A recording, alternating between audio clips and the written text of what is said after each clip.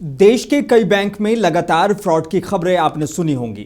कई लोग भारत के बैंकों का करोड़ों रुपए लेकर फरार हैं, लेकिन फिर भी ना तो आरबीआई और ना ही सरकारें और ना ही बैंक का प्रशासन इस पर लगाम लगाने के लिए कोई बड़ा कदम उठा रहा है, जिसकी वजह से अब छोटे छोटे शहरों में भी बड़े बड़े बैंक फ्रॉड की खबरें सामने आने लगी हैं, क्योंकि फ्रॉड करने वाले को पता होता है कि कानून उसका कुछ बिगाड़ नहीं पाएगा।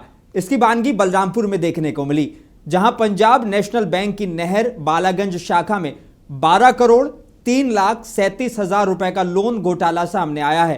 Punjab national bank circle office Ayodhya के चीफ मैनेजर की शिकायत पर विभागीय जांच हुई। जांच में पता चला कि फर्जी दस्तावेजों के जरिए बड़े पैमाने पर सरकारी धन का गबन किया गया है। इस मामले में 15 अगस्त 2025 को कोतवाली नगर बलरामपुर में शिकायत दर्ज कराई गई। अब फ्रॉड का तरीका सुनिए।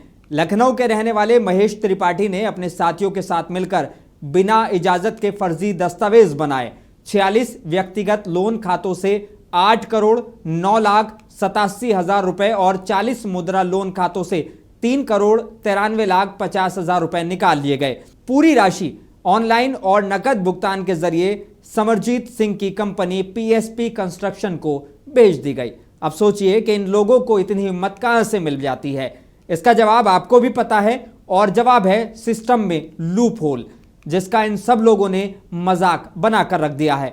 फिलहाल भला हो बलरामपुर पुलिस का, जिसने सख्त कार्रवाई करते हुए इस मामले में तत्कालीन वरिष्ठ शाखा प्रबंधक महेश त्रिपाठी और समरजीत सिंह को गिरफ्तार कर लिया है।